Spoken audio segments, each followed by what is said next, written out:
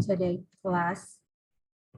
Again, I would like to say good morning, everyone. I hope you guys in a good mood, in a good condition, healthy, full of bless, and Assalamualaikum warahmatullahi wabarakatuh.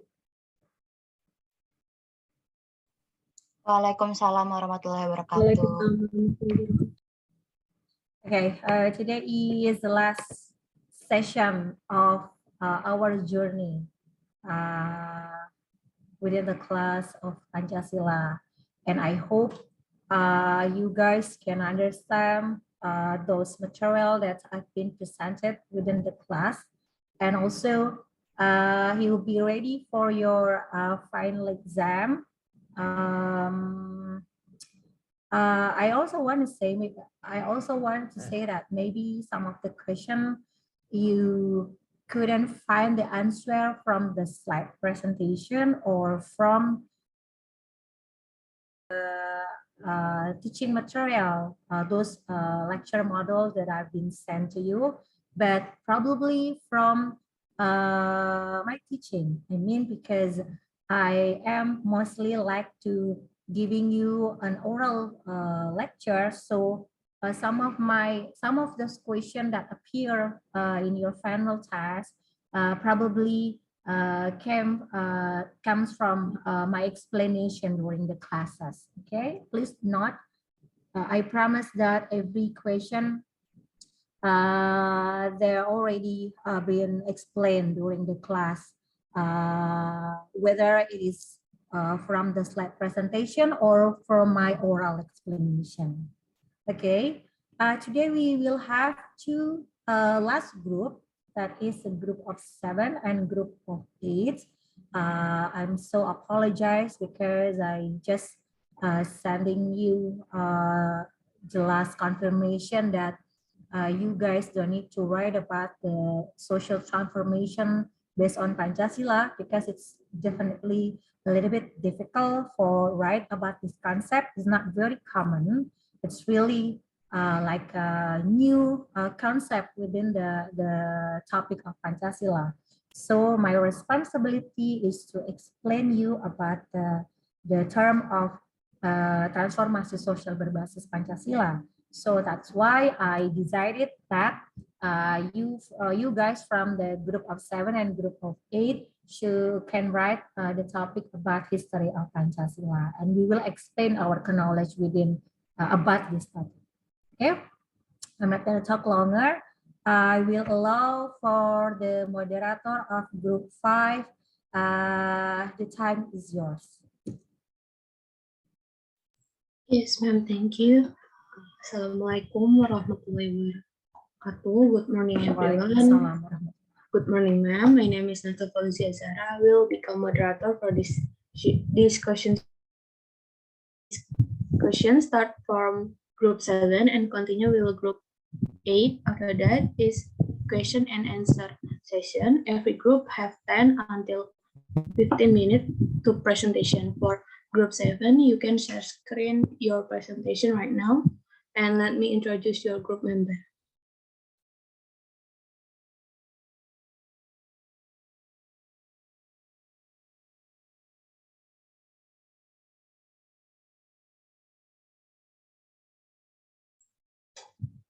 Okay, thank you. The group 7 will explain about the social conflict between Leni and Duga tribes as a manifestation of the nation challenge in implementing Pancasila Reformation era. You can next to the slide. And the members of group 7 is Risti Diana Pangestu, Syafira Ayunda Sayidina, Safran Nur Sita Alfi, Salma Sonia Jahara, and Salwa Putri Afifa. Group 7, you can start explanation your presentation right now. The table of content on our group is, the first one is background, second one is Pancasila in the Reformation era, the third one is case, and the next is analyze the case, and the last one is conclusion. The first one is background. Pancasila is the ideological pillar of the Indonesian state. In the course of historical existence of Pancasila experienced various kinds of political interpretation and manipulation, adapted to the interests of the rule for the sake of the establishment of power that is sheltered behind the legitimacy of Pancasila. Understanding the role of Pancasila in the Reformation era, especially in the context of as the basis of the state and national ideology, is an essential demand that every Indonesian citizen has the same understanding and ultimately has the same perception and attitude towards the position, role, and function of Pancasila in the life of society, nation, and state. Pancasila as a paradigm of the statehood means Pancasila becomes the frame of mind and or mindset of the Indonesian nation, especially as the basis of the state, it as the foundation of national and the state life. As a state of law, every good deed of citizens and from official must be based on the law, both written and unwritten. In relation of the in relation to the development of law, Pancasila should be the foundation. This means that the law to be formed cannot must not be contrary to the precepts of Pancasila. The substance of its legal product does not conflict with the precepts of Pancasila. The reasons why our group took the title The Social Conflict Between Lani and Dunga Tribes as a manifestation of the nation's challenge in implementing Pancasila Reformation era is to raise awareness of the nations about the inadequate implementation of Pancasila in this Reformation era. We hope that readers will gain knowledge and understand the values contained in Pancasila.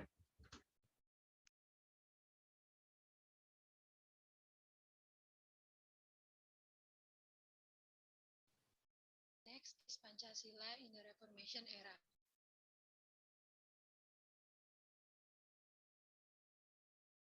Pancasila concept in the Reformation era. In this Reformation era, the Indonesian nation is felt to be further away from the noble values of Pancasila. Indonesians are experiencing moral degradation and tend to be liberalist due to the influence of globalization. It is known many people memorize the point of Pancasila but don't understand the true meaning. Meanwhile, the challenge in the implementation of Pancasila in the Reformation era is the decline of a sense of unity among fellow citizens of the nations. The decline of the sense of unity is characterized by conflicts between regions. In addition, acts of violence are used as a tool to solve problems. In fact, the implementation of Pancasila during the Reformation era as the basis of state is expected to be able to provide a better life in accordance with common ideals. Next, challenge in the implementation of Pancasila values in the Reformation era. The first is challenge from within society. The second is challenge from outside society. Next, implementation of Pancasila values in the social conflict in the Reformation era. The first is belief in the one and only God. In the life of Indonesian people developed an attitude of respect and cooperation between followers of different religions and adherents, so that it can always be built harmony among fellow religious people and belief in God Almighty. The second is justice and civilized humanity. This is recognized and treated in accordance with his dignity and dignity as a creature of God Almighty, with the same degree, the same rights, and human obligation without discriminating between the difference that each human has. Therefore, we must instill in ourselves the attitude of loving each other, tolerance attitude, and an attitude of not arbitrary towards others. The third is the unity of Indonesia. With the preserve of the unity of Indonesia, the people of Indonesia place unity and interest and safety of the nation instead above personal and class interests for the welfare of the nation so as to be avoid conflicts between Indonesia people. Next. The fourth is democracy guided by the inner wisdom in the unanimity arising of deliberations amongst representatives. Every problem is solved by deliberation to reach consensus, not by violence. The people of Indonesia must respect and uphold every decision of deliberation, so that all parties concerned accept and implement with good faith and a sense of responsibility. Then it creates a peaceful nation life and doesn't harm any party. And the last is social justice for the whole of the people of Indonesia. With the precept of social justice for the whole of the people of Indonesia, Indonesian people must apply attitudes that reflect family and mutual assistance and respect every difference to create social justice in Indonesian society.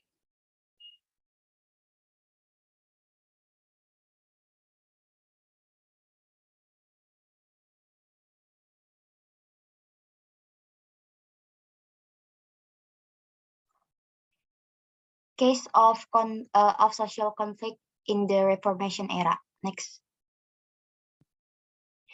Lani and Duga tribe conflicts.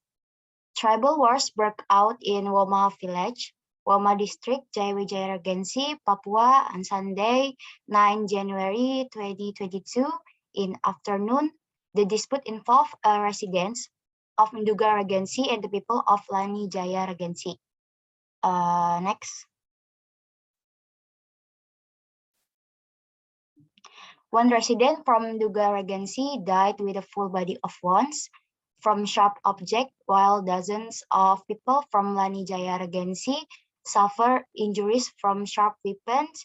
In addition, about 40 houses, 2 cars, and 10 motorcycles were severely damaged. Next. Analysis the case. Next. Case relation with the application of Pancasila values in the era of reform. This conflict between the Lani and Duga tribes is, in my opinion, a form of incompatibility with the application of Pancasila values in community and state life, and also has something to do with the socialization of the 4 pillars of nationality that have not been studied. 1. Non-conformity with the application of Pancasila values.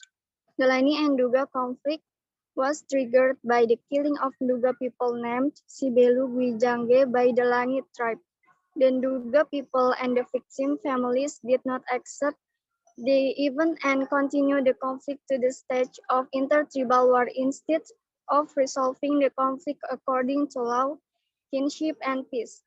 Meanwhile, in UU No. 7 of 2012 about handling social conflict assert that the handling of conflicts must reflect humanity, kinship referring to the single Bhinneka Ika, justice, gender equality, order, and legal certainty. So the behavior carried out by the 2 tribes has also violated the law, which is a derivative of Pancasila.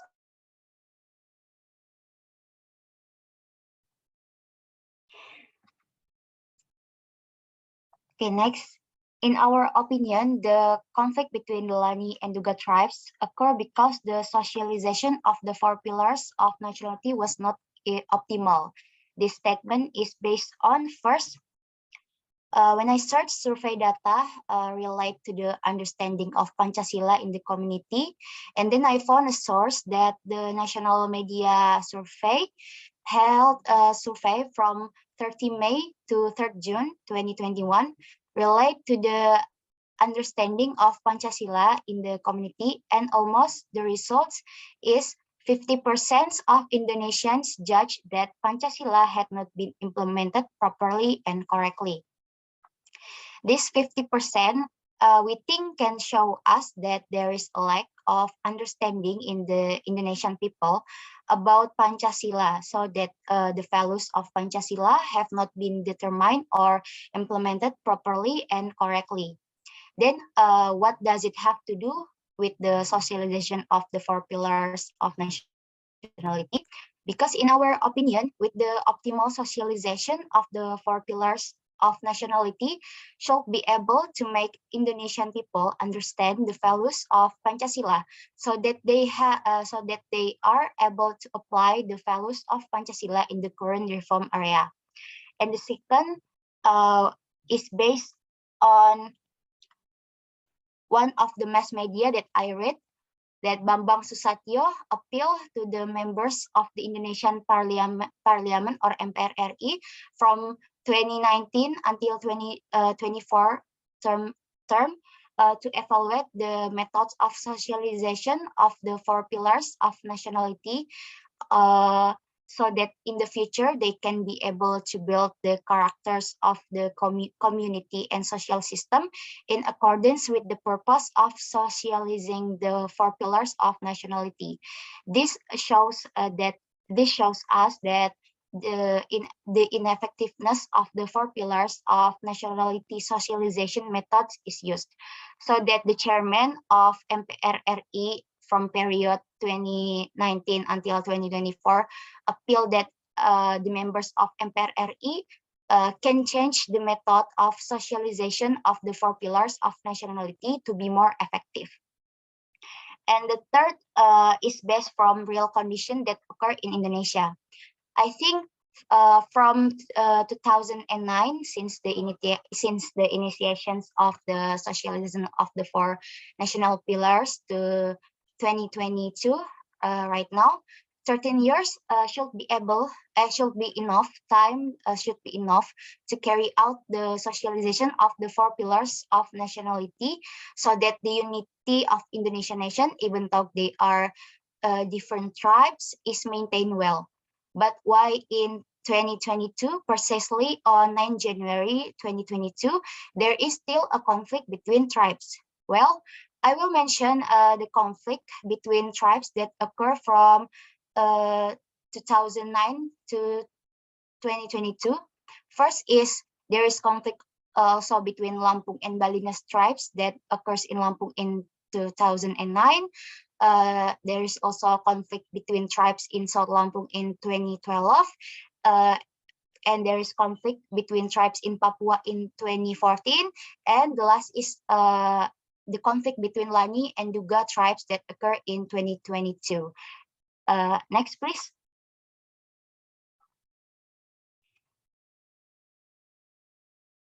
This is Bambang Susatyo when appeal the members of MPR RI to change the methods of socializations, to change the method in socializing the 4 pillars of nationality. And then this is the source I get from the survey result from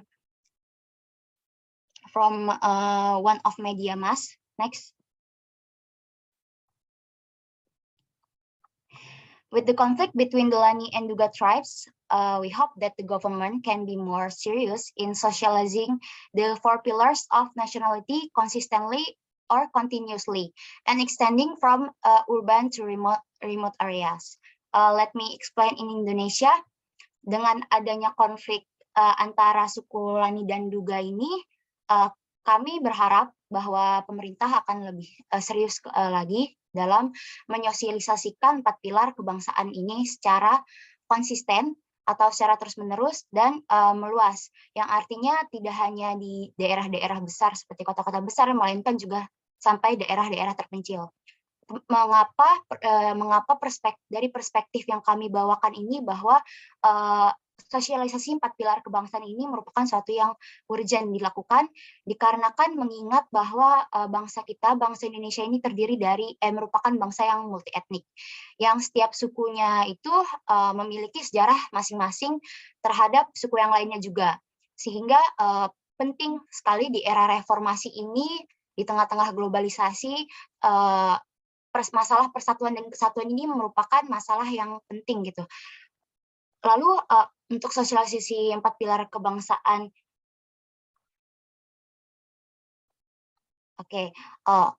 sehingga dengan adanya sosialisasi 4 pilar kebangsaan ini mampu menghindari Indonesia dari konflik-konflik antar suku, dan konflik antar suku Lani dan Duga ini menjadi konflik antar suku terakhir di Indonesia. Next.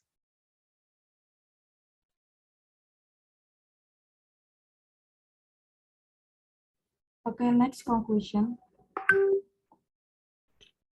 The local government in Jaya Wijaya Regency has not been fully able to function to carry out the role of the local government in the process of resolving conflict between tribes, with the role in the field of security and safety and the role in the field of welfare and prosperity.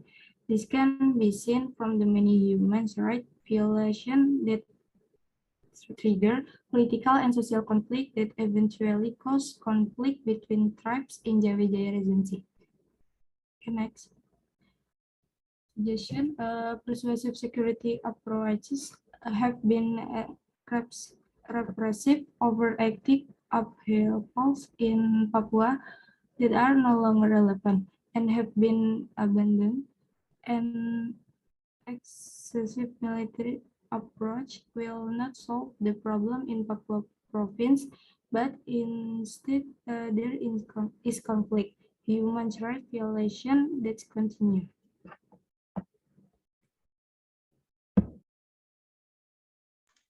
Solution. The government as a state organizer and facilitator of the people must be more vociferous in socializing or introducing the values of Pancasila as the nation ideology. Consistently, which means continuously and expanding from Sabang to Merauke, so that the people of Papua at the very end also understand the ideology embraced by the Indonesian nation, its own nation. The socialization of Pancasila values as the nation ideology also aims to increase the level of practice or application of Pancasila in the life of the nation and state in this Reformation era, especially in the era that is now a widespread dissemination of information because globalization will be very unfortunate if the Indonesian nation increasingly forgets how to apply Pancasila as an ideology that has been painstakingly formed by the founding fathers. Because of influence from abroad, the solution of conflict between ethnic groups, especially in other Jaya Wijaya regencies, with the government increasing the role of state apparatus such as police and soldiers in order to protect security around Jaya Wijaya Regency.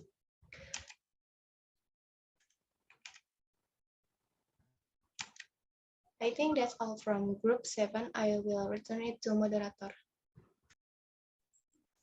Yes, thank you for the group 7 for your presentation. Let's move to the next season is a Q&A, question and answer for everyone who want to ask. Just use raise hand feature in Zoom or type your question in a room chat.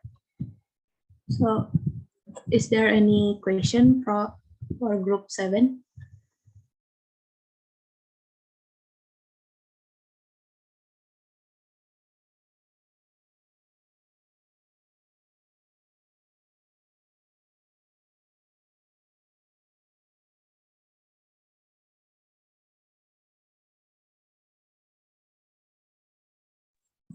Okay, I think there is no question for group 7. Thank you. Let's move to the group. Maybe group 8 can share screen your presentation right now, and let me introduce your group name. Before the group of 8 start the presentation, I want to give a little bit, just a little correction for the group of 7. Well, actually, from the way you write your paper, I think every day is getting better. My correction is only within your problem and proposed description, you should adding your interest of your case study that rising within your paper. I mean specifically because you just put about the conflict. What kind of conflict? What conflict? Because you have a specific case study, so it has to be mentioned within your problem and proposed description. Okay, that is my just a bit correction for the group of 7. You can make changes into your paper before you send it as a revision. Okay, thank you. We can get into the group of 8. Okay, thank you, ma'am, for your revision. Maybe group 8 can share screen right now.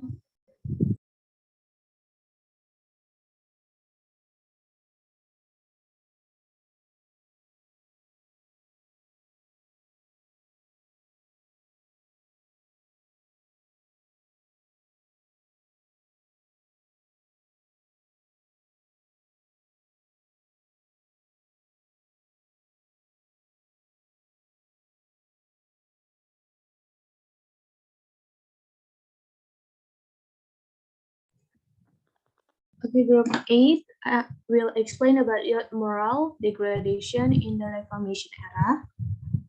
Can next.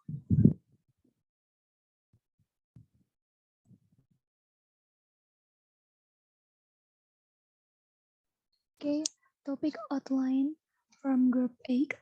There are background. Pancasila in the Reformation era. Pancasila as values as reference for the forming of the national morals in the Reformation era.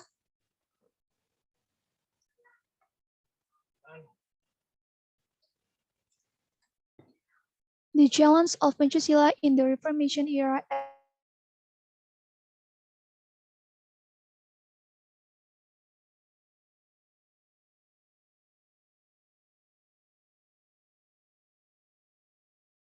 States as a way of life for the Indonesian people, but it turned out that Pancasila is not placed in its position and function. Reform has not been going well, has not been fully functioned as it should be. Many people will memorize the point of Pancasila but do not understand the real meaning. The Indonesian nation is expected to return to practicing the noble values of Pancasila as a guide for the nation and state. However, the fact is that in this Reformation era, the Indonesian people were told to be getting further and further away from the noble values of Pancasila. The Indonesian people experienced moral degradation and then to be rebel due to the influence of globalization. Pancasila must continue to be understood and interpreted so that its fundamental values can guide the direction of the implementation of national life.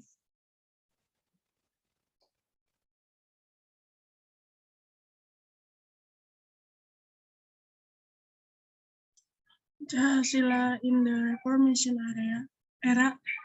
Next.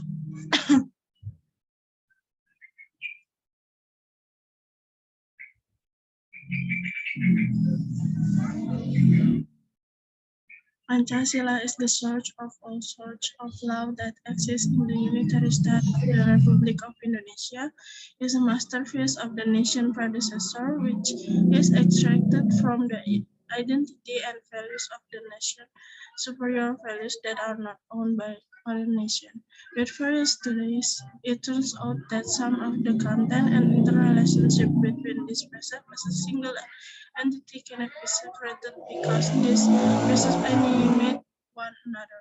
This naturally became the hallmark of all activities of psyching and the ups and downs of the nation history that had gone through difficult time from the colonial era to the time of filling out independence. Next. Pancasila values as a reference for the forming of national morals in the Reformation era. Next. It is hoped that the awareness to practice the values of Pancasila will turn negative things into positive things from the problem experienced by teenagers at this time. The practice of the 5 values of Pancasila can be applied in the following way. 1. The first of Pancasila, believe in the one and only God. By practicing this precept, it will provide a calm attitude in dealing with various problems and prevent depression because we had a strong belief that every problem there must be a solution. The second of Pancasila, just and civilized humanity. The form of practice is mutual respect for each other, respect for difference that exists and help each other. And every human being has the right to have a decent life. by telling the truth and applying the norms of courtesy in the association of fellow human beings. Next. The third principle of Pancasila, the unity of Indonesia. Unity will occur at the instigation of the human desire itself to obtain an independent sovereign life and to realize eternal peace. The fourth Pancasila, democracy led by wisdom in representative deliberation. The form of practice can be done by being actively involved in social movements such as the donation, and alms movements. The fifth Pancasila, social justice for all the people of Indonesia. What can be done in practicing this precept is to obey the rule that why there will be no division that occur because of the commission when violating the order in the surrounding environment, and also all Indonesian people must receive fair treatment in any field, so as to create a just, peaceful, and prosperous society. Next.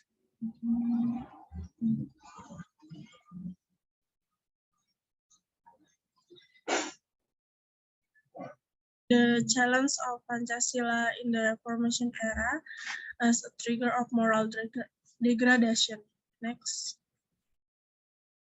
In the Reformation era, Pancasila as reinterpretation, namely Pancasila must always be reinterpreted in accordance with the time, meaning in interpreting it must be relevant and contextual and must be in sync or in accordance with the reality at the time.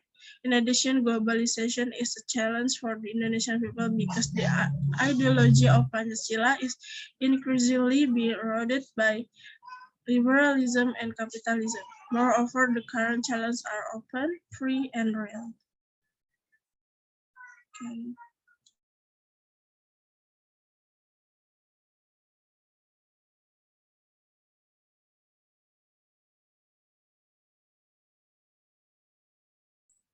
Okay, next is case study. Next, Vinny. The case is about the alleged violence experienced by a junior high school student in Pontianak continues to be legal. The big spotlight in this case started with emergence of the hashtag Justice for Audrey. As you know, in social media at 2019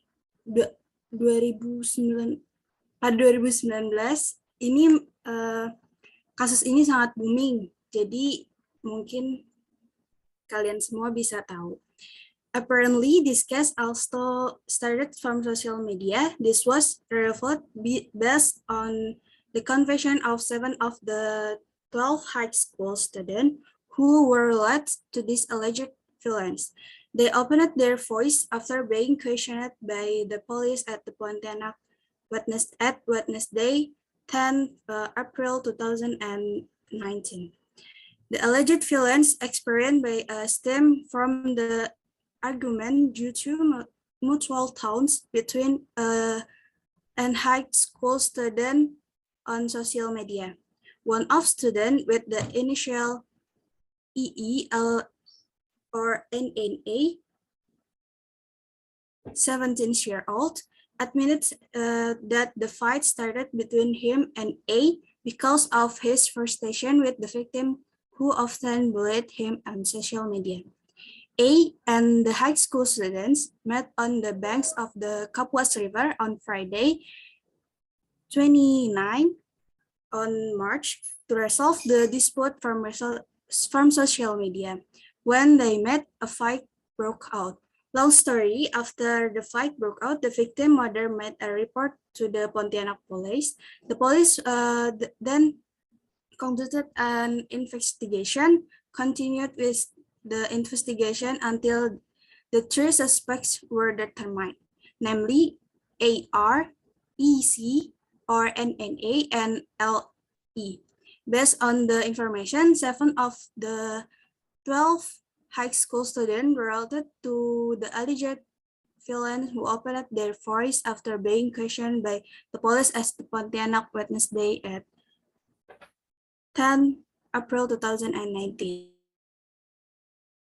and Friday. Okay, the case analysis. Many factors influence the change in morality in the reform era. One of the factors is being compliant with the flow of globalization, whereas today outside cultures that vary free. This shows that the moral values of teenagers also seem dim and like no one acknowledged their existence. Meanwhile, the previous factors struggled to build the spirit of reform to change all forms of state order that did not reflect the true values of Pancasila. As we know, Pancasila is the source of all source of life, including the source of morals that apply in nation. Just like as in 2019, there was an event of moral degradation between teenagers at the high school level and also the junior high school level. This case occurred because of misunderstanding that occurred between there are two, causing bullying and ending up beating. This proof that the moral values of teenagers do not hold on the values of Pancasila. The application of Pancasila morals values should have started from an early age. If not, then the older you will not get used it and will defect from the moral value of Pancasila. As a country that adheres to Pancasila as the basis of the state, bullying has certainly violated the values of Pancasila. Next.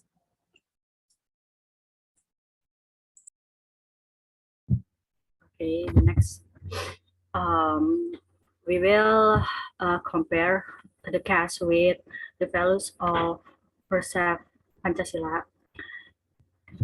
The first Percept, any region always priorities love and tenderness and reject violence in all forms.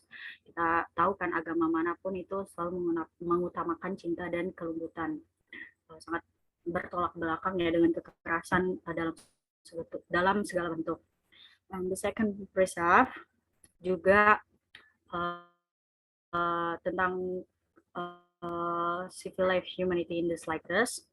Bullying is an act that does not reflect in this point.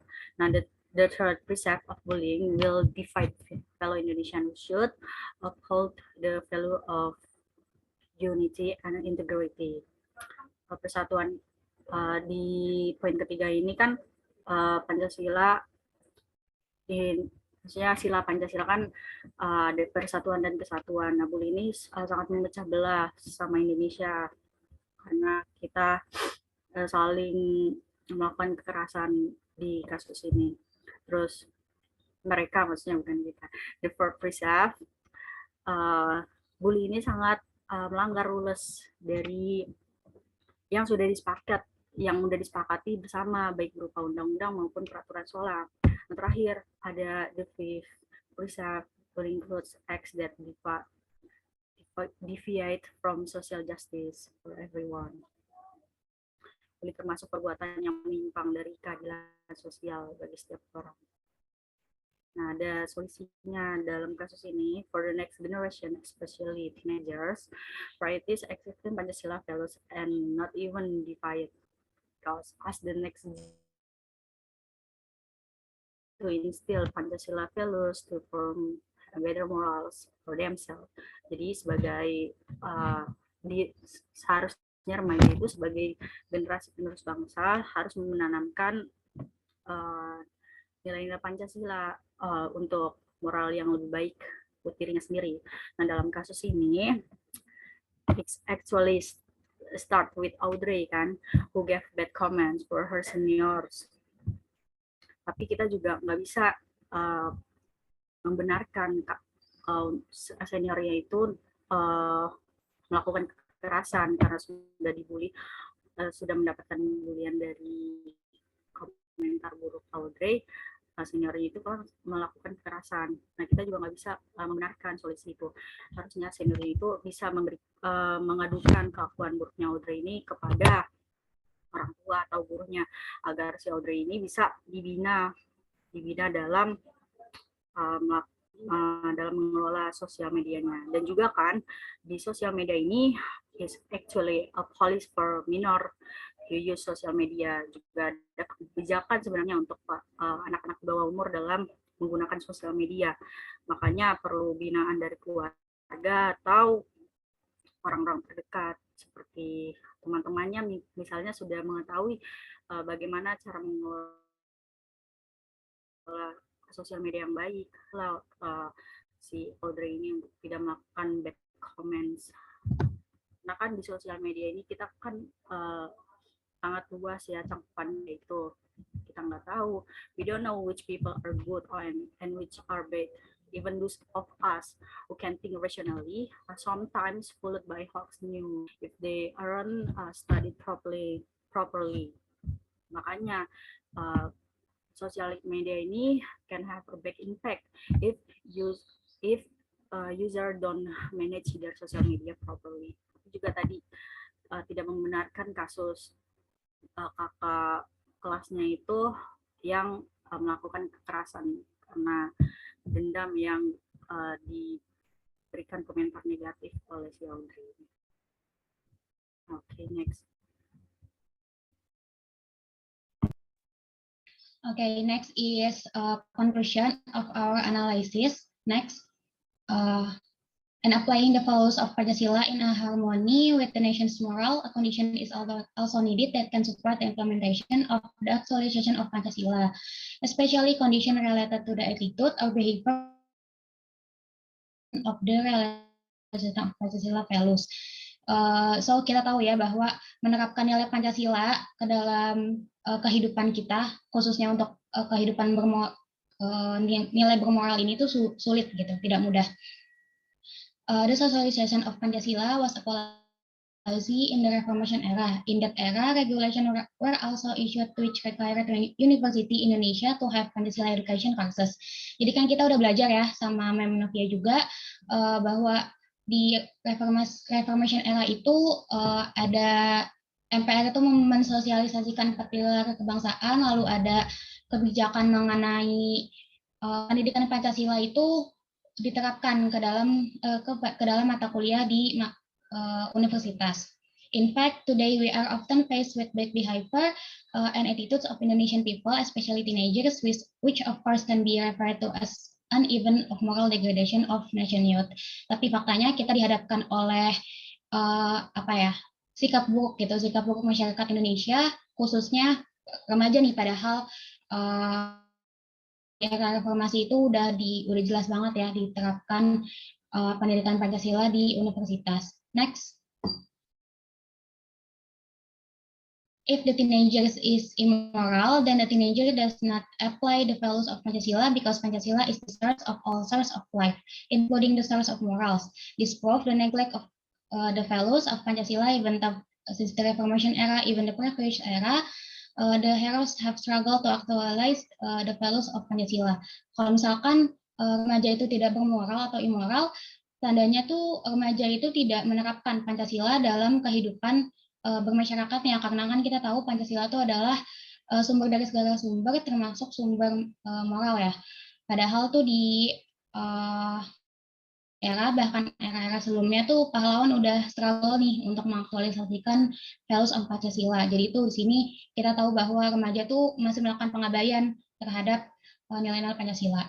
And the last, globalization, its impact on Indonesian people should have a positive influence. Therefore, the real face today is how to act in response to the phenomenon of globalization by referring to the moral values of Pancasila as the noble cultural heritage of the Indonesian nation. Jadi sebagai generasi bangsa ya, kita nih remaja sebagai generasi bangsa itu harus bisa mengambil sisi positif dari globalisasi, karena globalisasi itu salah satu faktor yang menyebabkan degradasi moral remaja. Next.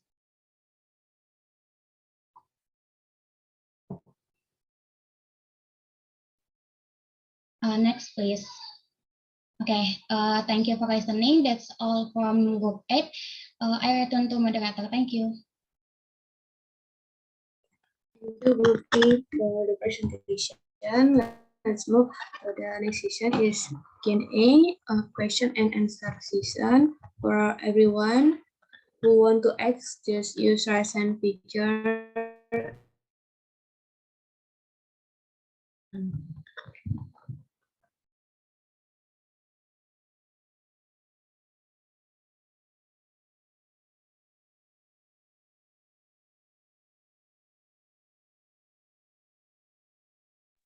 Okay, Kansa, you can unmute your microphone. Ya, baik. Terima kasih Najwa atas kesempatannya. Izin perkenalkan diri, saya Kansa. Izin bertanya kepada kelompok 8. Menurut kelompok nih, apakah sistem pendidikan negara kita ini sudah cukup menjamin pembentukan moral remaja ke arah yang lebih baik? Nah, biasanya itu faktor apa aja sih yang sangat mempengaruhi degradasi moral pada remaja saat ini? Terima kasih. Thank you, Kansa, for your question. Maybe anyone else want to ask to Group 8?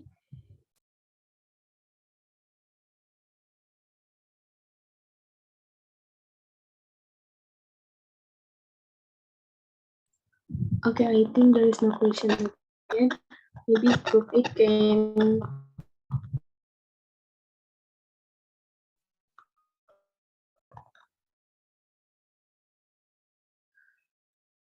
Baik, terima kasih atas suara saya terdengar dengan jelas. Ya. Baik, sebelumnya saya izin memperkenalkan diri, saya Hertinayu. Saya izin bertanya kepada kelompok 8 ya tadi.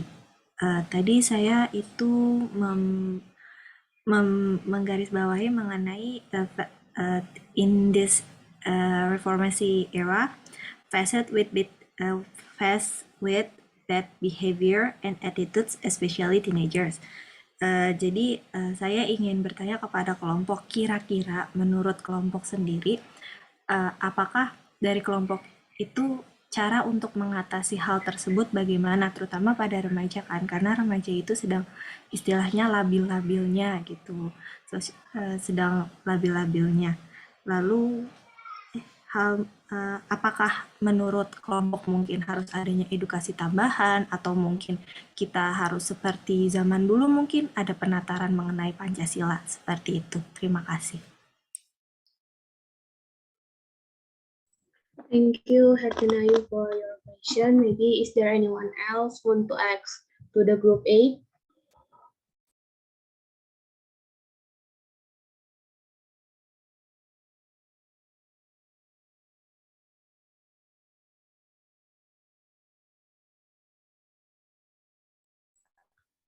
Okay, I think there is no question. Maybe Group 8 can answer the question right now. For Group 8, you can start answer.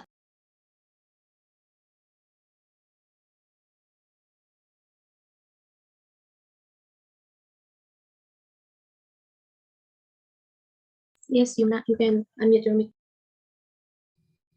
Okay, thank you for the opportunity, moderator. I want to answer Kansa's question.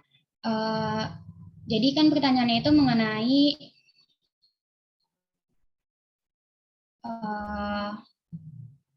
apa sih faktor yang menyebabkan degradasi moral, dan apakah edukasi udah pantas gitu dalam penunjang moral gitu kan. So the high moral degradation of teenagers is caused by several factors. This include an imperfect socialization process, the influence of Western culture atau kita sebutnya westernisasi, a lack of supervision and attention from parents, and a lack of education. Dan semua faktor itu tuh adalah ketimpangan sosial ya. Many teenagers don't get the attention of their parents because broken home, don't have morals and ethics, so they tend to do things violate religious and state rules. In contrast to children who get attention from their parents, their ethic and manners tend to be accordance with applicable norms. Teenagers certainly need parents as a place to neutralize anger and place to express their hurt if they are hit by problems. Tapi sebenarnya pernyataan ini kita bisa sangkal ya, karena nggak selalu remaja yang apa ya kayak kedua orang tuanya divorce gitu itu punya etika yang buruk atau moral yang buruk, nggak juga. Itu bisa tergantung sama faktor yang tadi saya sebutkan, sosialnya, pergaulannya gitu, pemakaian gadget. In addition, education in school is also important for teenagers to equip themselves with knowledge so that they become civilized human beings. It is unfortunate because in Indonesia the level of education is still very low and uneven. So only children with adequate material can get a good education and elite school facilities both insight and knowledge. Di sini juga kita bisa sangkal pernyataan itu karena kita udah pelajari sebelumnya ya, kalau nggak salah di medical antropologi, di stratifikasi sosial bahwa nggak selalu yang apa ya bahasanya berduit gitu yang bisa mendapatkan pendidikan yang lebih tinggi dibanding yang kurang mampu, karena faktanya kita punya hak asasi manusia gitu, setiap manusia tuh punya hak untuk mendapatkan pendidikan yang pantas gitu. Tapi kita balik lagi lihat ke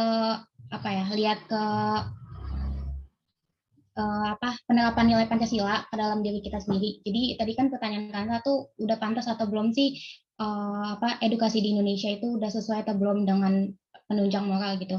Kalau menurut opini saya, menurut opini kelompok tuh masih belum sesuai gitu, karena di Indonesia tuh masih ada gap gitu loh, gap antara kasta atas, tengah, sama bawah. Jadi kayak mereka yang berduit itu punya kelompok sendiri dan mereka yang tidak berduit itu punya kelompok sendiri, dan itu jadi ngesebabin gap gitu, gap. Jadi ngebuat kita tuh bersikap irasional gitu, kayak tadi membuli dan segala macamnya. Cuma balik lagi ke dalam penerapan nilai Pancasila ke dalam diri kita sendiri, karena kita kan udah mengakui gitu ideologi kita tuh adalah Pancasila. So konsekuensinya adalah kita menerapkan nilai-nilai itu ke dalam diri kita sendiri gitu. Kalau misalkan kita cuma kayak sebatas hafalin butir-butir doang, kayak Pancasila sila pertama, kedua, ketiga, keempat, kelima, itu cuma sekedar kayak udah dihafalin aja tapi tidak diterapkan, itu sama aja kayak pengabaian nilai Pancasila. Makanya terjadi degradasi moral. Kurang lebih seperti itu. Apakah menjawab? Mungkin ada tambahan juga dari rekan-rekan kelompok saya, dipersilakan. Baik, mungkin saya akan menambahkan sedikit atau mempertegas saja ya. Untuk di sistem pendidikan di Indonesia ini seharusnya sudah terjamin untuk pembentukan moral yang lebih baik, karena sudah ada undang-undangnya di Undang-Undang Republik Indonesia nomor 20 tahun 2003 tentang sistem pendidikan nasional pasal 1. Nah, ada berapa butir gitu. Nah, di dalamnya itu ada yang menyatakan bahwa pendidikan adalah usaha sadar dan terencana untuk mewujudkan suasana belajar dan proses pembelajaran agar peserta didik secara aktif mengembangkan potensi dirinya untuk memiliki kekuatan spiritual keagamaan, pengendalian diri, kepribadian, kecerdasan, akhlak mulia, serta keterampilan yang diperlukan dirinya, masyarakat dan negara. Nah, juga ada pendidikan nasional kan untuk di undang-undang ini tujuannya untuk mewujud adalah pendidikan yang berdasarkan Pancasila dan Undang-Undang Dasar Negara Republik Indonesia tahun 1945 yang berakar pada nilai-nilai agama, kebudayaan nasional Indonesia dan tanggap terhadap tuntutan perubahan zaman. Seharusnya sudah terjamin, karena sudah ada di undang-undang, tapi tergantung dari majesnya sendiri ya, dia sudah menanamkan nilai-nilai Pancasila tersebut atau tidak. Seperti itu. Kansa Fitri, apa sudah terjawab?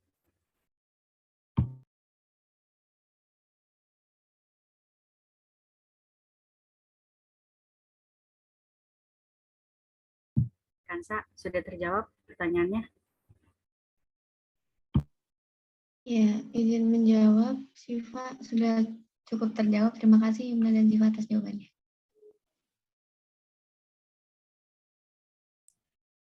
Baik, selanjutnya saya akan menjawab pertanyaan dari Nayu. Pertanyaannya kurang lebih seperti ini. Daerah reformasi, para generasi muda bangsa menghadapi perilaku dan juga attitude yang buruk.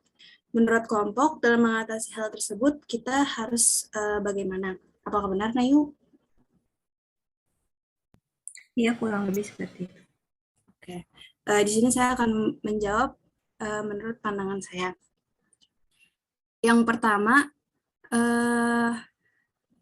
pengawasan orang tua di sini juga sangat diperlukan untuk para anak-anak. Maka dari itu, orang tua wajib memperhatikan segala tindak laku apa yang dilakukan anak tersebut. Dan juga beberapa hal yang harus diperhatikan oleh orang tua, yaitu biarkan anak remaja mengenali konsekuensi. Terus berikan anak remaja ini juga ruang untuk dia mencari dan mengeksplor dunia luar, tapi tetap dikontrol oleh tetap dalam pengawasan orang tua. Terus membuat aturan dan menerapkan batasan yang jelas, memperkuat karakter positif anak, yaitu membentuk karakter positif dalam diri mereka berdasarkan nilai-nilai moral dan juga agama. Karakter dan sifat baik inilah yang akan menjadi tameng pelindung anak dalam bergaul, sehingga anak remaja tidak mudah terpengaruh dalam pergaulan bebas. Mungkin dari teman saya ada lagi.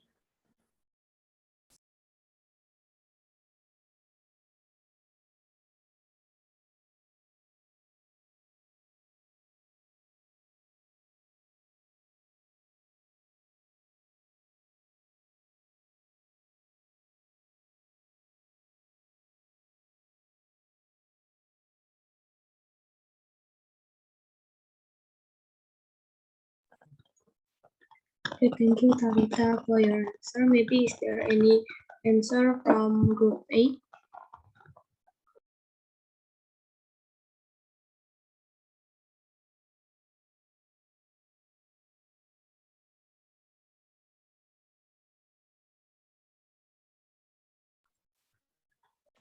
Baik, sepertinya tidak ada. So let's move to the maybe from Mem Novia. Ada tambahan untuk rekan-rekan dari grup 8.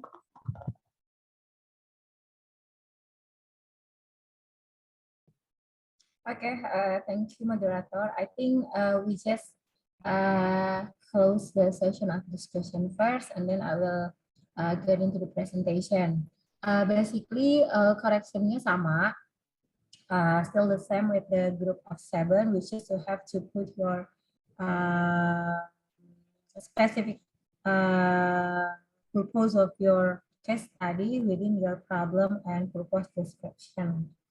And also one more for the group of 8, you can also add some of the description or just a few explanation about your case within your introduction. Because the function of the introduction is to bring the reader come into your case, even if it's not deeper yet, but you have to still bring the reader to understand about your case. Jadi fungsi dari introduction atau pendahuluan itu adalah untuk mengantarkan pembaca makalah kamu kepada kasus yang coba kamu angkat dan kamu lihat dari perspektif Pancasila. Jadi itu dia kenapa penting kalau dalam penjelasan atau dalam pemaparan latar belakang kamu, ya kamu harus memasukkan setelah kamu jelasin kenapa Pancasila di era reformasi demikian-demikian, tentang pentingnya 4 pilar, kemudian kamu menjelaskan problem yang ada di masyarakat, diantaranya bla bla bla bla, yang artinya 4 pilar tidak bekerja misalnya. Nah, kamu masukkan case-nya di situ. Jadi sekedar mengantar pembaca makalah kamu untuk masuk ke dalam studi kasus kamu. Nah, baru nanti di case tadinya kamu menjelaskan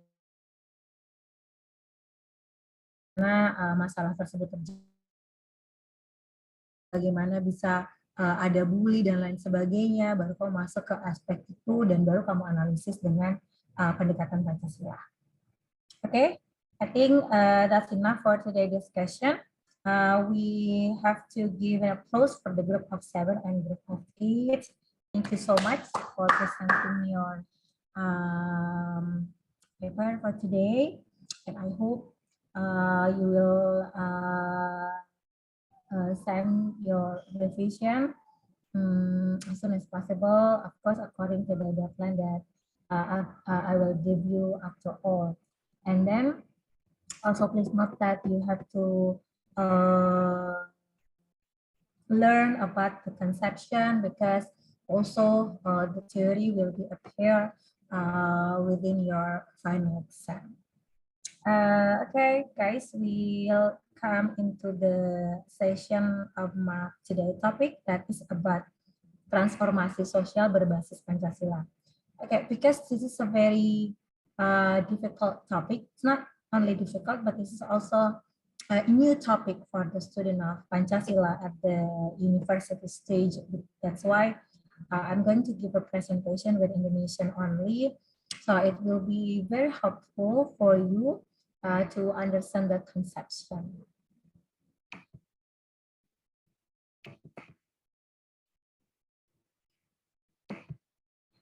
Okay, I hope you can see my slide. Today we will talk about transformasi sosial berbasis Pancasila. Jadi seperti yang sudah pernah saya sampaikan sebelumnya, topik ini adalah topik yang masih baru dalam dunia pengajaran Pancasila di Indonesia. Tapi pertama kali topik transformasi sosial berbasis Pancasila ini diadopsi itu sebetulnya sudah dari 2 tahun pengajaran yang lalu.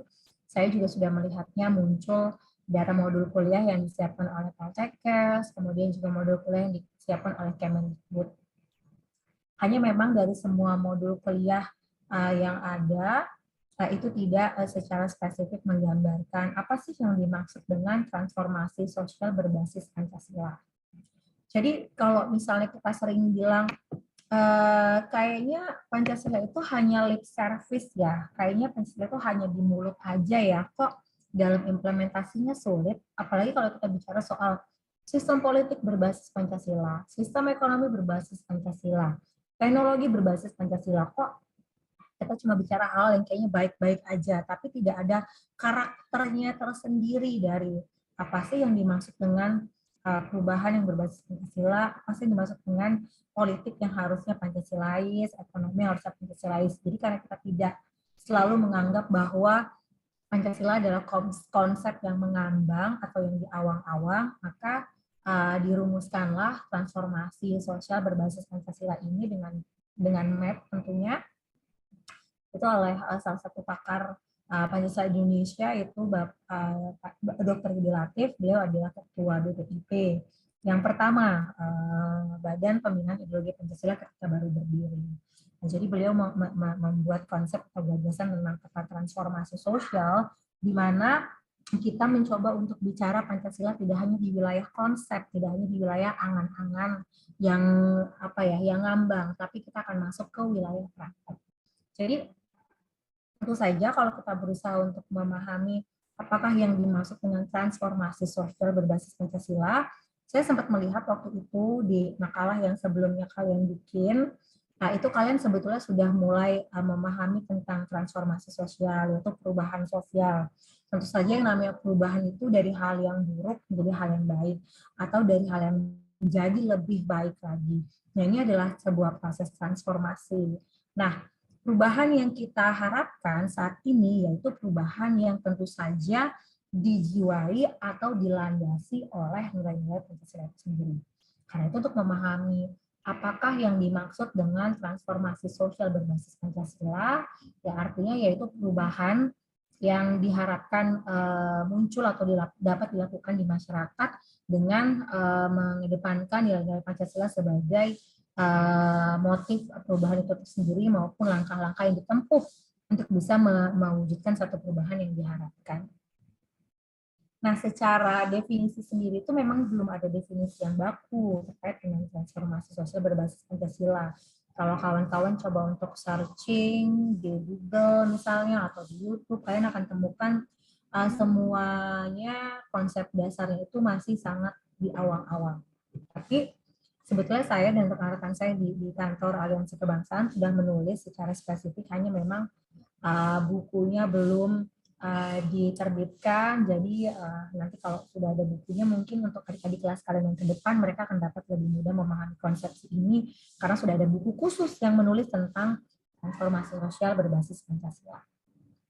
Nah, jadi dalam konsep yang dirumuskan oleh pakar Yudi Latif tersebut, beliau membagi problematika negeri ini atas 3 hal, yaitu hal yang berkaitan dengan mental seseorang atau individunya, kemudian hal yang berkaitan individu dan lingkungannya, maksudnya individu self-development, jadi pembangunan individu itu sendiri.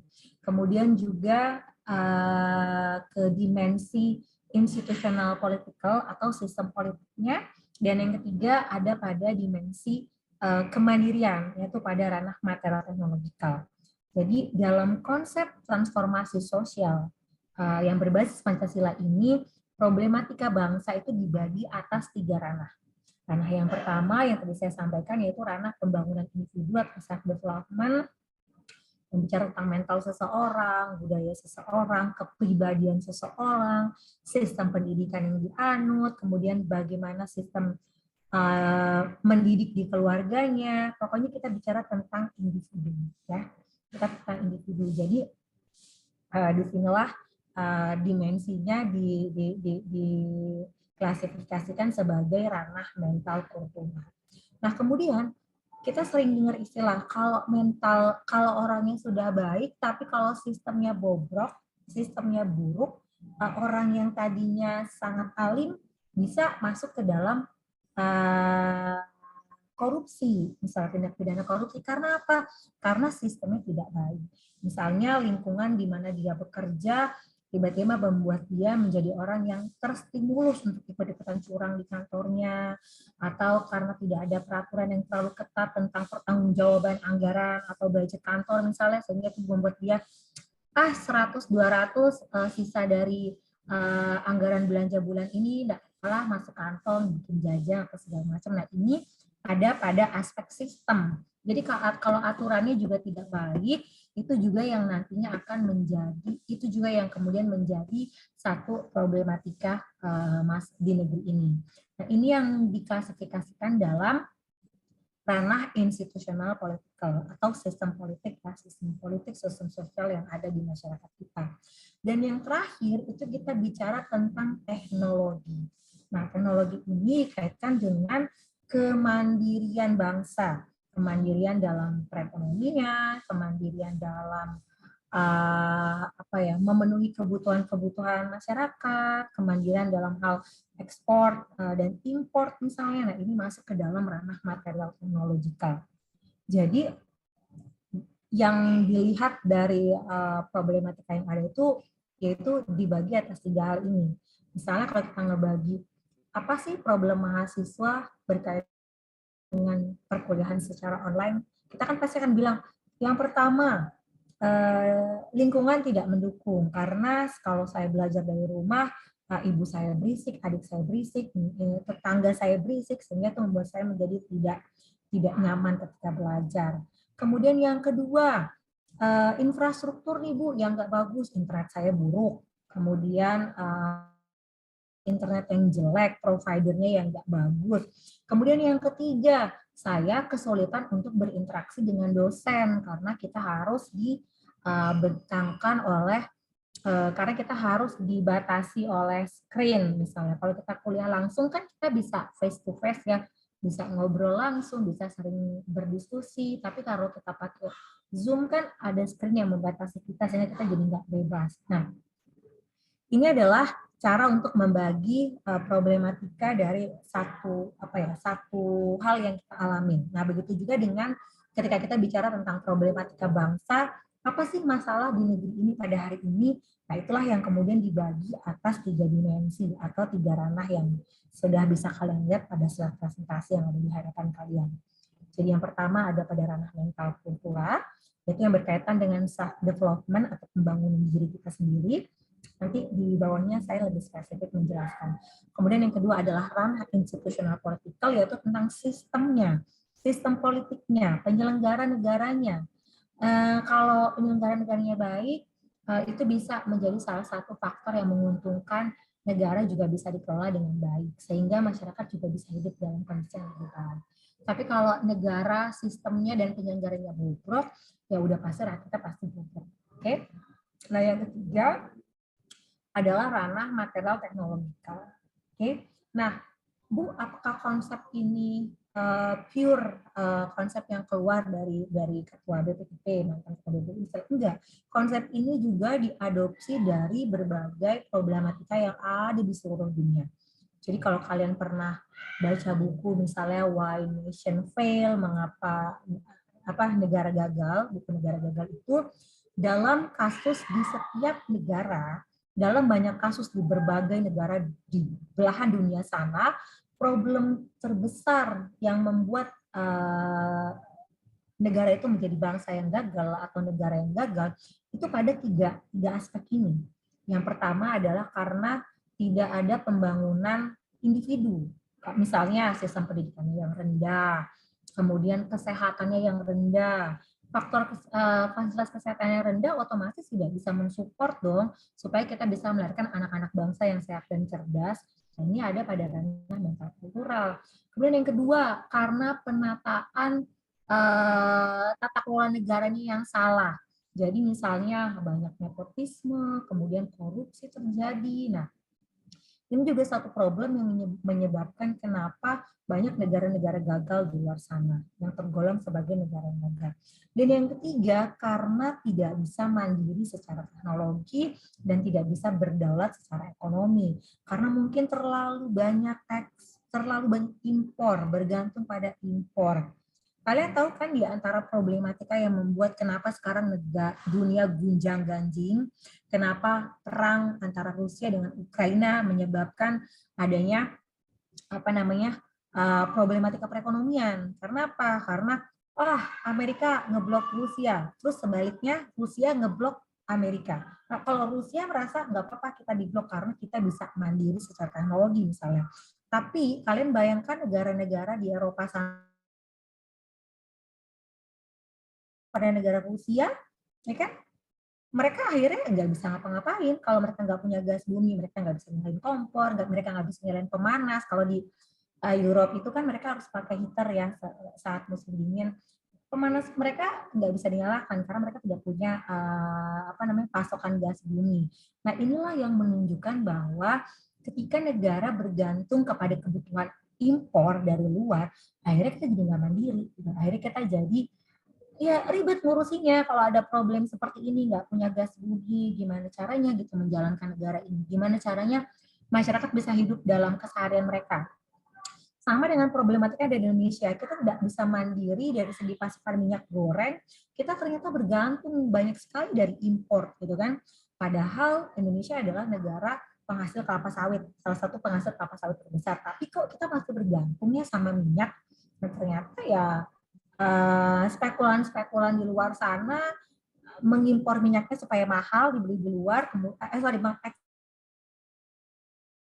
kita orang Indonesia sendiri malah harus mengimpor, nerima barang yang datang dari luar. Nah, itulah yang disebut dengan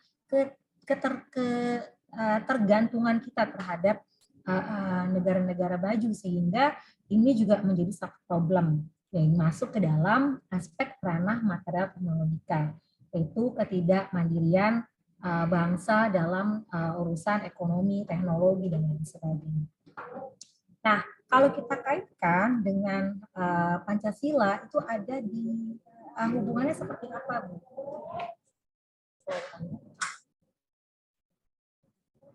Oke, nah ini dia peta transformasi sosial berbasis Pancasila. Jadi, dari pembagian 3 ranah tersebut, saya sering ingatkan ke teman-teman, kalian tidak harus selalu dan melulu melihat problem itu dari keseluruhan 5 sila. Kalian bisa fokus, bisa lebih spesifik melihat satu problem itu hanya dari sila 2 aja, sila ke-1 aja, sila ke-4 aja, atau sila ke-5 aja misalnya. Ini membuat analisis kalian jadi lebih deeper, lebih dalam, lebih spesifik, dan kalian bisa lebih memahami problematika yang ada. Nah, saya harap peta transformasi sosial ini bisa kelihatan. Oke. Nanti kalian akan terima slide-nya juga ya dari saya. Jadi, dalam konsep perubahan sosial yang diharapkan dengan menggunakan nilai-nilai Pancasila, kita kan tadi sudah membagi tuh 3 persoalan yang menyebabkan kenapa banyak masalah gitu kan di banyak negara. Yang pertama di ranah mental kultural, kemudian di ranah institutional political, dan juga di ranah material pendidikan. Nah, dalam konsepsi transformasi Pancasila, ranah mental kultural itu adalah tentang aspek yang ideologis. Makanya saya katakan pertama ini soal self-development, pembangunan diri. Jadi kita bicara di sini dari aspek sila pertama, sila kedua, dan sila ketiga. Yaitu kita bicara tentang bagaimana seharusnya negara membangun individu masyarakat, yaitu masyarakat yang religius dan berperikemanusiaan. Masyarakat yang egaliter, artinya dia ini ya mudah untuk menerima kenyataan bahwa sebetulnya dia nggak sendiri, tapi dia itu banyak, bahwa orang Indonesia itu banyak, macam-macam dan apa namanya banyak identitas. Kemudian mandiri, jadi orang yang amanah, orang yang tidak memuji materialisme, hedonisme sebagai nilai yang kita percaya itu datang dari negara-negara barat. Dan yang terakhir yaitu masyarakat yang menjalin persatuan dan semangat pelayanan. Jadi kalau kita berpikir untuk memperbaiki ranah yang pertama ini, ranah mental kultural, kita cukup fokus dengan sila pertama, sila kedua, dan sila ketiga. Nilai-nilai yang kita yakini dari ketiga sila tersebut. Nah, kemudian untuk ranah institusional politikalnya, penataan negaranya, atau tentang tata kelola gimana negara diselenggarakan, itu adalah part dari sila keempat, yaitu tentang sila kerakyatan. Nah, dimana kalau dalam konsep transformasinya, yang tujuan yang ingin dicapai yang pertama adalah integrasi kekuatan nasional melalui demokrasi permusyawaratan yang tentu saja orientasinya pada persatuan, yaitu negara kekeluargaan dan keadilan atau negara kesejahteraan. Negara kesejahteraan itu sebenarnya punya konsep sendiri, tapi saya yakin teman-teman tidak belajar itu, tapi yang dimaksudkan dengan negara kesejahteraan atau welfare state di sini adalah kalian konsep negara yang memang sudah bisa mencapai titik di mana rakyatnya sejahtera. Nah, ini adalah konsep welfare state atau negara kesejahteraan. Nanti di dalamnya itu akan ada banyak lagi konsepsi-konsepsi yang menjelaskan tentang negara kesejahteraan. Tapi kita tidak akan jauh masuk ke sana. Nah, jadi kalau kita bicara tentang pengelolaan politik, kita bisa fokus pada sila keempat aja yang bicara tentang kerakyatan. Nah, yang terakhir tentang ranah material teknologi erat dengan kemandirian, dengan kedaulatan. Nah, itu adalah problematika yang bisa selesai dengan mengimplementasikan sila kelima keadilan sosial. Nah, jadi di part ini apa sih Bu yang sebetulnya ingin dituju? Tentu saja perekonomian yang merdeka, berkeadilan, dan berkemakmuran yang berlandaskan usaha tolong-menolong. Kemudian menekankan penguasaan negara atas sektor strategis, tapi sambil memberikan peluang bagi hak-hak milik pribadi dengan fungsi-fungsi sosial yang lebih baik. Nah, jadi ini kita bicara tentang konsep keadilan sosial. Jadi di sila kelima ini kita bicara tentang konsep keadilan sosial. Nah, ini nanti akan erat kaitannya dengan apa? Yang saya katakan tadi, kemandirian teknologi, kemudian kedaulatan. Kalau negara tidak mandiri secara teknologi, negara tidak mandiri secara ekonomi, maka kedaulatannya akan mudah diinjak-injak oleh bangsa lain. Nah, Bu, untuk bisa mencapai untuk bisa menuntaskan ketiga problematika tersebut, bagaimana caranya? Saya yakin teman-teman pasti sudah melewati proses panjang dalam pelajaran kita selama di kelas. Teman-teman tahu bagaimana ya mewujudkan satu masyarakat yang religius, ya tentu menekankan nilai keagamaan, kemudian juga membangun sistem pendidikan yang ideal, kemudian juga menerapkan model-model pendidikan yang lebih berentitas lokal ketimbang yang gaya-gayanya kebarat-baratan. Karena kenapa? Indonesia kan udah identitas sendiri, ya kan? Harusnya kalau kita bicara soal sistem pendidikan, kenapa kita harus mengadopsi sistem pendidikan yang kebarat-baratan? Kalau kita punya sistem pendidikan yang dulu pernah dicetuskan oleh para tokoh pendidikan di masa lalu, misalnya tentang konsep Tuturi Handayani, kemudian juga prinsip-prinsip pendidikan yang memang sudah kita dapatkan sejak kecil. Kenapa sih Bu itu harus dieliminir? Tiba-tiba muncul gagasan-gagasan dari Pak Menteri nih yang baru yang kelihatannya kok lebih modern ya.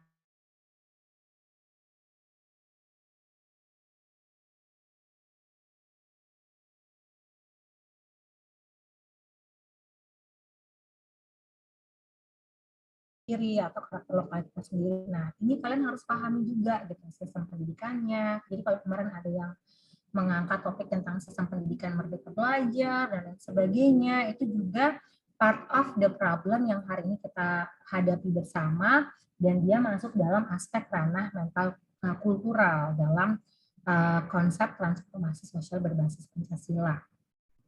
Nah, kalau kita bicara tentang penataan tata kelola hari ini, tentang sistem politik kita hari ini, yang itu masuk ke dalam ranah institusional politikal, bagaimana negara diselenggarakan, bagaimana sistem negara dilaksanakan oleh para penyelenggara tersebut, tentu kita harus based on sila keempat, itu tentang musyawarah yang harus musyawarah yang harus kita kedepankan dalam setiap aspek. Nah, kemudian jadi persoalan-persoalan apa aja ya Bu yang sebetulnya masuk ke dalam ranah institusional politikal ini? Kalau kita bicara tentang problematika bangsa, hal-hal yang erat kaitannya dengan penataan sistem politik itu misalnya apa? Misalnya sistem pemilu kita yang mungkin kurang ideal, yang ternyata kok sistem pemilu sekarang membuka peluang korupsi ya, kok sistem pemilu sekarang kayaknya terlalu mahal ya, sehingga akhirnya caleg-caleg itu harus susah payah nyari modal untuk bisa ikut dalam suksesi pemilu. Terus kok kayaknya partai politik kita nggak bagus ya Bu, nggak berfungsi tuh, nggak terasa kerja mereka di masyarakat. Akhirnya kita ngerasa perlu adanya reformasi partai politik.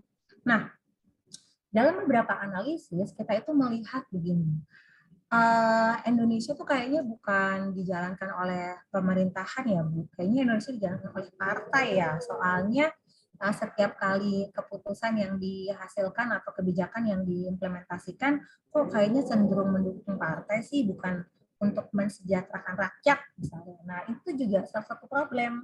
Nah, kalau dalam konsepsi transformasi sosial yang mengurai persoalan politik bangsa, politik, kemudian kita akan bicara tentang sistem pemilu yang ideal, kemudian sistem pilkada yang ideal, kemudian pola keterwakilan politik, kita juga akan bicara tentang sistem representasi, yaitu perwakilan. Kenapa ya saya kok kayaknya pengen nyalek susah banget ya Bu? Problemnya ada di mana? Problemnya karena saya nggak punya modal misalnya. Terus yang kedua, problemnya karena saya dianggap bukan pribumi Bu, karena saya keturunan, misalnya saya keturunan Chinese, saya keturunan Amerika, keturunan apa. Jadi kayaknya saya agak susah gitu untuk bisa mendapatkan suara. Nah, problem ini tuh masalahnya ada di mana ya? Ada di pola berpikir masyarakatnya kah? Atau memang sistem representasi kita yang tidak membuka kesempatan bagi setiap orang dengan identitas yang berbeda untuk bisa berpartisipasi dalam penyelenggaraan negara misalnya. Ini juga satu problem ya dalam yang dialami oleh banyak negara di dunia yang berkaitan dengan ranah institusional politikal atau tata kelola penyelenggaraan negara. Nah, yang terakhir yaitu di ranah makroteknologikal, itu problematikanya apa? Yang tadi saya katakan, kebergantungan kita kepada impor itu membuat kita jadi tidak berdaulat. Cara memahami sederhana misalnya, Indonesia itu kan, kalian tahu nggak kenapa banyak sekali tenaga kerja dari China yang dikirim ke Indonesia? Nah, karena ada perjanjian antara pemerintah dengan pemerintah Indonesia dan pemerintah Cina bahwa ketika mereka investasi, mereka kasih kita banyak duit untuk ngebangun apa gitu itu ada salah satu poin perjanjiannya di mana beberapa tenaga kerjanya tenaga kerja yang harus didatangkan dari Cina itu sendiri, gitu loh. Nah, karena kita bergantung pada investasi mereka, pada modal dari mereka, ya kita mau nggak mau harus ikut dong dengan perjanjian ini yang sudah disepakatin. Oleh karena itu, kenapa banyak tenaga kerja dari luar yang datang ke Kalimantan, yang kalian pasti lihat dipertontonkan sehari-hari di TV, kita sering ngomong, aduh orang Cina lagi, aduh orang Cina lagi. Saya bilang orang Cina tenaga kerja ya, tenaga kerja yang datang ke Indonesia. Aduh, Bu, orang Indonesia aja nggak punya pekerjaan, kenapa sih kita harus ngambil orang Cina untuk kerja di Kalimantan misalnya? Nah, itu memang karena ada perjanjian secara ekonomi dan politik. Perjanjian itu mau tidak mau harus kita ikuti, harus kita taati karena kita bergantung dari segi modal. Kita bergantung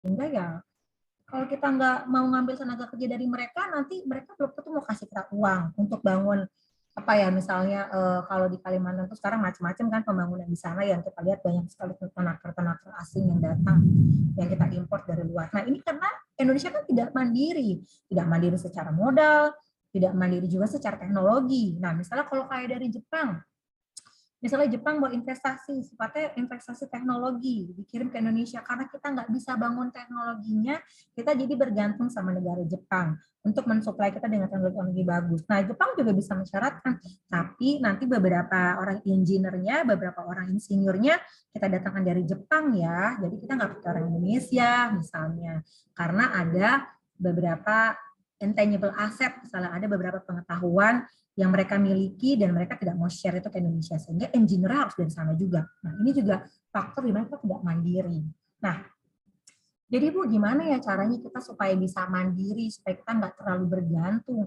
Tentu saja diantaranya adalah mengembangkan apa ya, selain melatih anak-anak bangsa untuk bisa ya studi ke luar negeri supaya mereka bisa belajar tentang teknologi maju, teknologi berkembang ya dibawa ke Indonesia dan bisa bikin Indonesia juga bisa mandiri. Kalau kita selama ini tidak bisa bikin apa namanya sistem yang terkait dengan software misalnya untuk mobil-mobil canggih ya kita kan selama ini hanya digunakan sebagai perakit negara perakit. Nah, sementara berbagai macam softwarenya itu pasti kita ambil dari luar. Nah, kalau kita punya anak-anak bangsa yang bisa bikin software itu sendiri, kita nggak akan perlu bergantung dengan teknologi-teknologi, dengan engineer-engineer dari luar yang harus lagi kita import ke Indonesia untuk bisa ngebangun industri otomotif di Indonesia misalnya. Nah, jadi ada banyak langkah yang bisa dilakukan. Kemudian yang kedua juga tentu saja fokus pada pembangunan industri di Indonesia itu sendiri, termasuk keterlibatan para pengusaha, misalnya pengusaha UMKM. Makanya kalau selama ini negara sering bilang kita akan fokus ya kepada apa namanya bantuan-bantuan ekonomi untuk para UMKM. Itu bagus karena apa? Itu salah satu cara juga untuk membuat agar kita mandiri secara ekonomi dan teknologi, tidak terus-terusan bergantung kepada negara-negara maju. Nah, ini juga masuk ke dalam aspek ranah material sila yang kelima. Jadi yang perlu kalian ingat adalah di antara cara untuk mencapai kemandirian itu tentu saja melibatkan para pengusaha, baik itu pengusaha-pengusaha muda maupun pengusaha-pengusaha yang mungkin sudah expert gitu kan, sudah senior, itu juga harus dilibatkan dalam mencapai perubahan atau perbaikan di ranah material teknologikal ini. Selain juga aspek yang dibangun di ranah pertama yaitu tentang membangun individu supaya kita bisa punya engineer yang pintar, jadi kita nggak perlu ngimpor engineer lagi dari luar.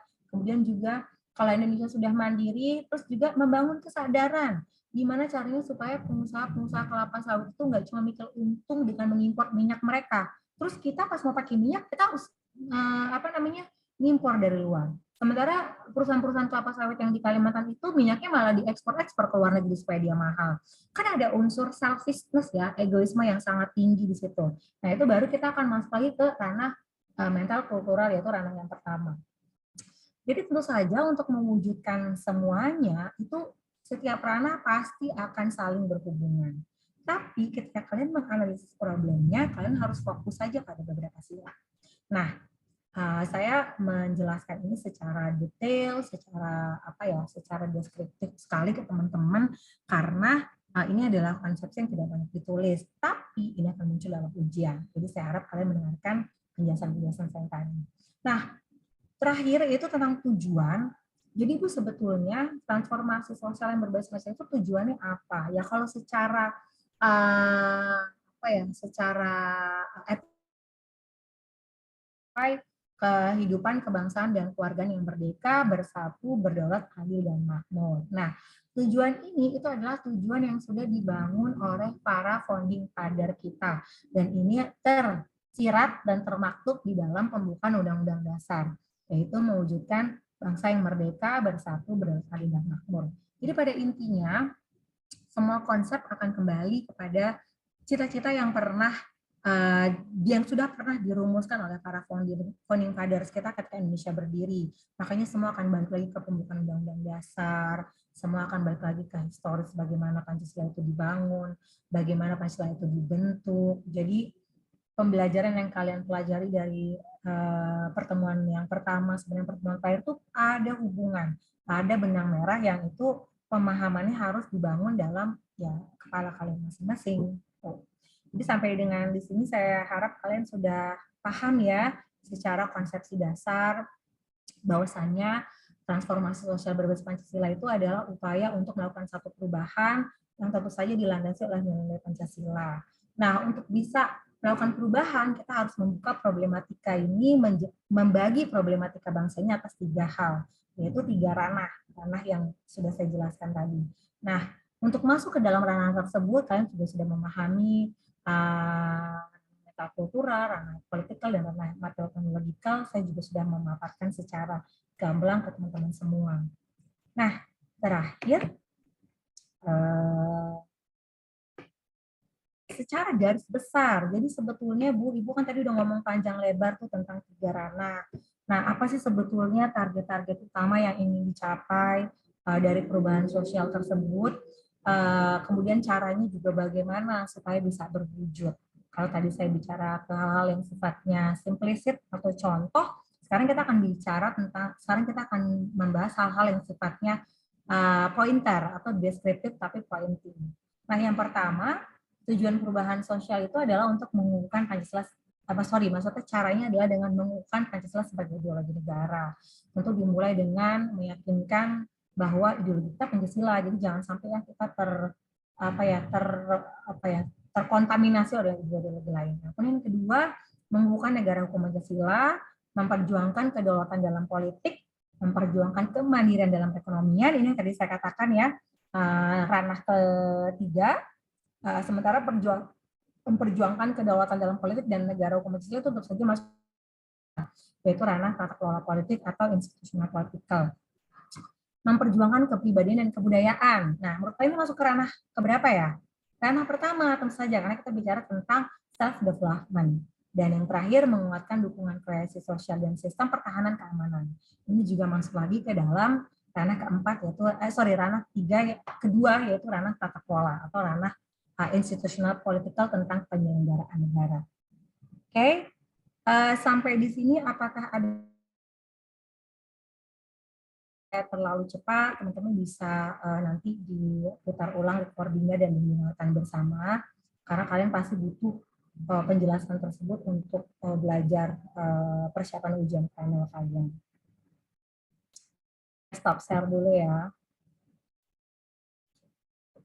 Ada yang mau ditanya mungkin sebelum kita menutup sesi pertemuan terakhir pada hari ini?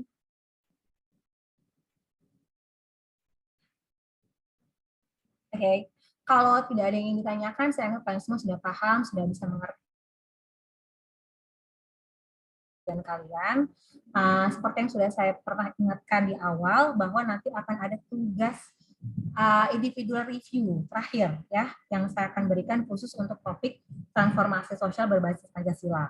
Jadi nanti di Google Classroom saya akan share satu video di mana kita bicara tentang ranah kedua, yaitu ranah tata kelola atau ranah institusional politikal. Jadi kita bicara soal pembenahan politik bangsa.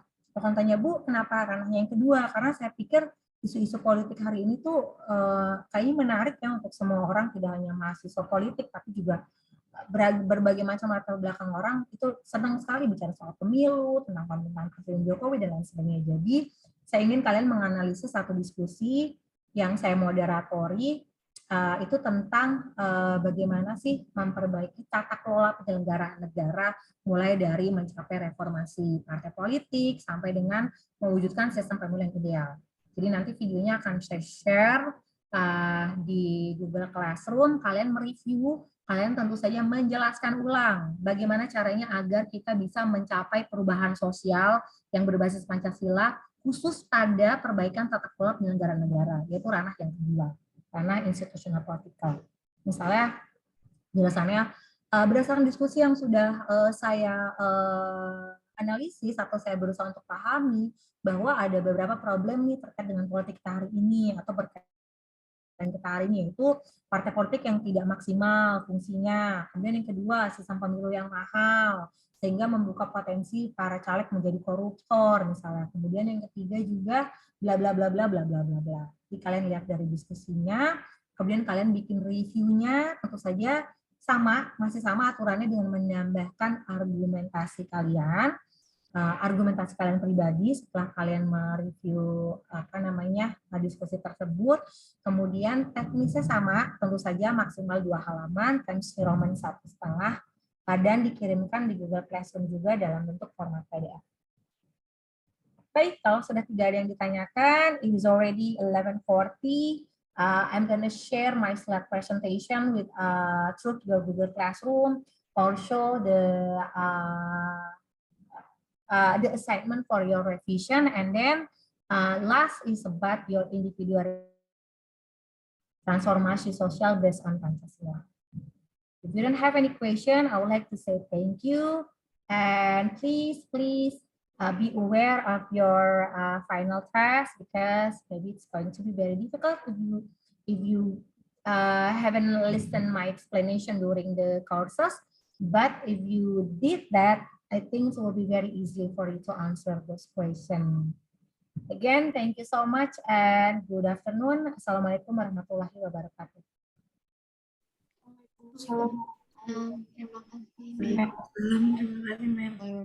Terima kasih, Mem. Oke, saya Liv ya.